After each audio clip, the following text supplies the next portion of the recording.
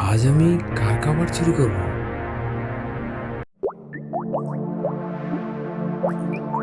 বাবা, আজকে দিনটি অনেক মজার। এটা আমি নিয়ে গেলাম। আরে আমাদের খাবার কে নিয়ে যাচ্ছে? এটা অন্যায়। আমরা এখনই পুলিশ অফিসকে ডাকবো। কে চুরি করেছে আমাকে তাদের ধরতে হবে। আমি আসছি। কোথায় লুকিয়ে আছে সে? আমি এখনই তাকে খুঁজে বের করব। তোমাকে আবার এরকম করতে দেখলে আমি মেরেই ফেলবো। চুরি করা অন্যায়। Sorry sorry. ধন্যবাদ স্যার, আমাদের খাবার ফিরে এসেছে।